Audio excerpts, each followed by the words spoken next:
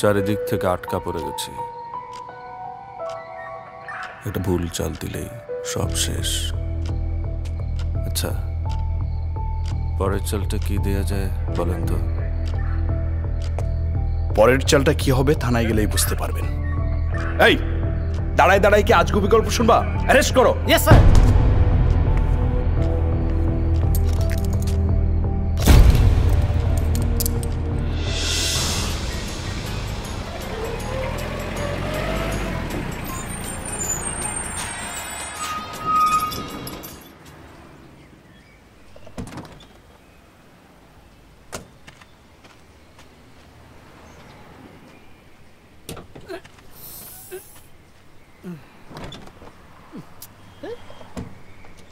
পানি শেষ হওয়ার টাইম পাই না।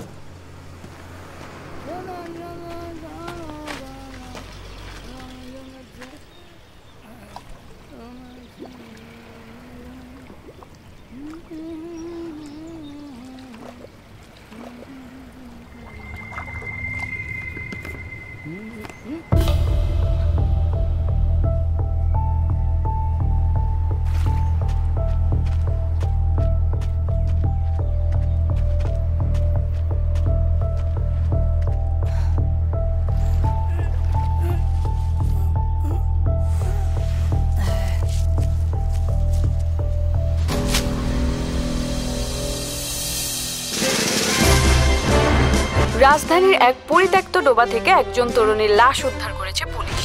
কে বা কারা মেয়েটিকে হত্যার সাথে জড়িত তা জানতে ইতিমধ্যে তদন্ত শুরু হয়েছে।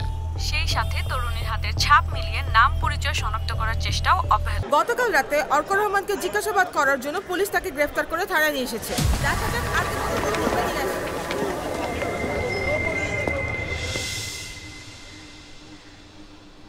অর্ক রহমান পেশায় সাইকিয়াট্রিস্ট, অনেক নাম ডাক। তার স্ত্রীর লাশ পাওয়া গেল ডোবার মধ্যে। কিভাবে মারা গেল?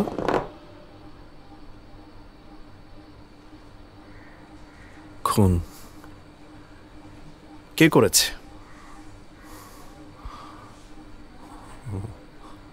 আমি। আপনি? হ্যাঁ আমি। খুন করে আবার স্বীকারও করছেন? অস্বীকার করে লাভ কি? লাশটা গুম করতে চেয়েছিলাম, পারিনি। আপনারা তো বের করে ফেললেন। আসলে আজ হোক কাল হোক সত্যি তো বের হবেই। ও সানোয়ার, চিন্তা করেছেন বিষয়টা? ভাবলাম এতদিন পর একটা ইন্টারেস্টিং কেস হাতে আসছে, ইনভেস্টিগেট করব, আস্তে আস্তে রহস্যের জট খুলব। এ তো দেখে কেস শুরু হওয়ার আগেই শেষ। তা খুনটা কেন করলেন? দাম্পত্য কলহ। কি বললেন?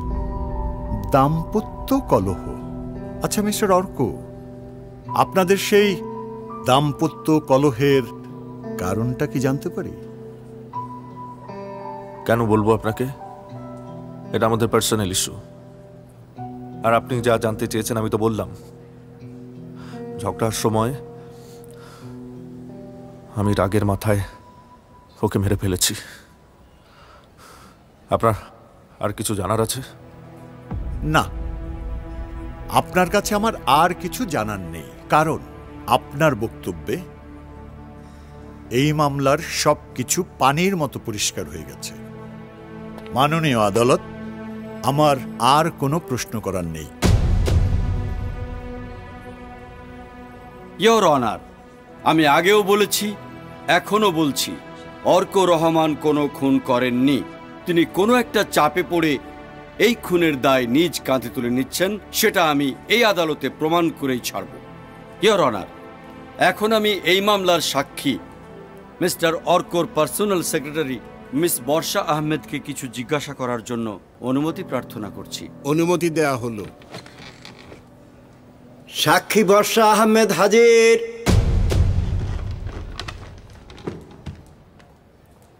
মিস বর্ষা আহমেদ, আপনি তো প্রায় 3 বছর ধরে অর্ক সাহেবের সেক্রেটারি হিসেবে চাকরি করছেন। আপনি কি উনাকে কখনো কোনো ভায়োলেন্ট অ্যাক্টিভিটির মধ্যে ইনভলভ হতে দেখেছেন? জি না, আমি কখনোই স্যারকে কোনো ভায়োলেন্ট অ্যাক্টিভিটির মধ্যে ইনভলভ হতে দেখি নাই। গুড। আপনার এরকম কখনো মনে হয়েছে কি যে উনি ওনার ওয়াইফকে খুন করতে পারেন? জি না, স্যার তার ওয়াইফকে কখনোই খুন করতে পারে না। তাহলে কেন উনি এই খুনের দায় নিজের কাঁধে নিয়ে নিচ্ছেন? Any guess? Objection your honour. Objection sustained. যেখানে আসামি অর্ক রহমান নিজের মুখে খুনের দায় স্বীকার করেছেন, সেখানে আমার বিজ্ঞ প্রতিপক্ষ কেন অনুমান নির্ভর সিদ্ধান্ত নিতে চাচ্ছেন আমি বুঝতে পারছি না। বিজ্ঞ প্রতিপক্ষ কেন ভুলে যাচ্ছেন যে প্রত্যেক ঘটনারই আড়ালে কিছু না কিছু ঘটনা থেকে যায় ইওর অনার? রাইট, কিন্তু আলোতেই যদি সবকিছু স্পষ্ট থাকে, সেখানে কেন আমরা অন্ধকারের আলোয় হাতড়াবো? চোখের সামনে যেখানে জীবন্ত প্রমাণ রয়েছে, তারপরও যদি আপনি সেটা দেখতে না পান, তাহলে বলবো মাননীয় আদালত, মামলায় আসলে কোনো সমস্যা নেই, সমস্যা রয়েছে আমার বিজ্ঞ প্রতিপক্ষের চোখে। Silent, silent. আজকের জন্য আদালতের কার্যক্রম মুলতবি করা হলো। পরবর্তী শুনানির তারিখ শীঘ্রই জানিয়ে দেওয়া হবে।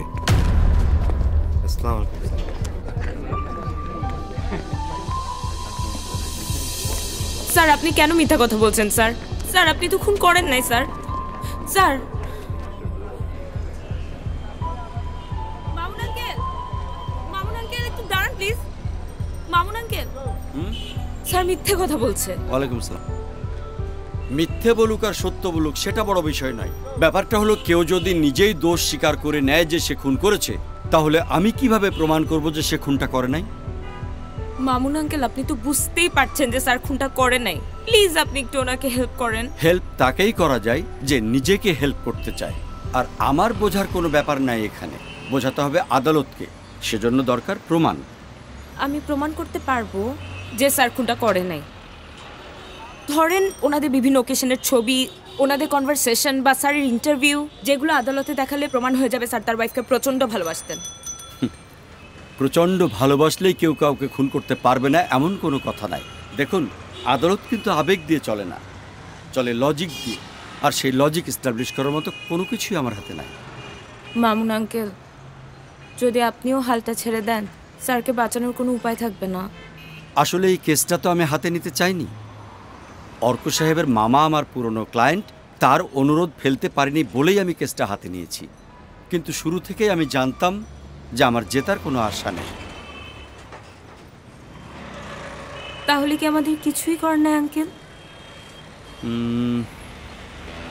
আছে, সেক্ষেত্রে সলিড এভিডেন্স দরকার, যা দিয়ে প্রমাণ করা যাবে যে অর্ক সাহেব বাধ্য হয়ে এই খুনের দায় কাঁধে নিয়েছেন। কিন্তু এমন এভিডেন্সের জন্য ইনভেস্টিগেশন দরকার। ওদিকে পুলিশ তো কেসটা ক্লোজ করে দিয়েছে, তাহলে ইনভেস্টিগেশন করবে কে? জুয়েল এসো।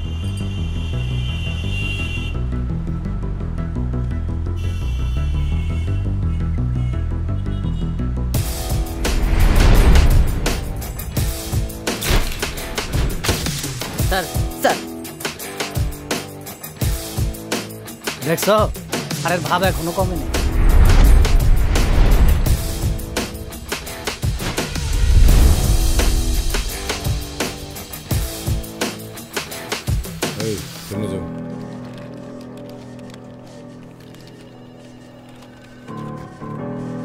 কি অবস্থা সাহেব, কেমন আছো? এই তো ভালো। আসলে কি জানো, যারে যেখানে মানায় তার সেখানেই থাকা উচিত, তাই না? তুমি কি কিছু বলতে চাও? এই যে তোমার হাতে কোনো কেস নাই, ডেস্কে বসে কাজ করতেছো, একদম পারফেক্ট তোমার লেগে। আরে ফিল্ডে তো কাজ করবা আমরা, ক্রিমিনাল টিমিনাল ধরে বেড়াবো, আর তুমি পয়সা পয়সা খাতে এন্ট্রি করবা। লিয়াকত, দাগের বাইরে কখনো পা দিও না। দাগের বাইরে পা দিলে কি হয় জানো তো? নোবল। আর নোবল মানে ফ্রি হিট। বাপরে, এত বড় একটা আকাম কইরা তোমার তেজ কমে নাই না? আর তোমার তো মিয়া 7 পুরুষের ভাগ্য। বসের জায়গায় আমি থাকলে তোমার এতক্ষণে ট্রান্সফার করে দিতাম সীতা বান্দরবন। ওইখানে গিয়া এই দুরা মশার লগে বসে বসে হাইডুডু খেলতাম। তাই নাকি? কিন্তু আমি তো অনেক দিন হয়ে গেছে হাডুডু খেলি না। চলো তাহলে একটা প্র্যাকটিস ম্যাচ হয়েছে। না না, হয়েছে হয়েছে হয়েছে, এত ভাব দেখায় না তো। আরে সাংবাদিকরা চারপাশে ঘুরপাক করতেছে, কখন ফুট করে একটা নিউজ করে ফেলায়, আমার বিভিন্ন কোশ্চেন করে। আরে নিজের দিকে একটু খেয়াল রাখো, আমি তো তোমার নিজের মানুষই। ঠিক আছে, কাজ করো। খালি মাথা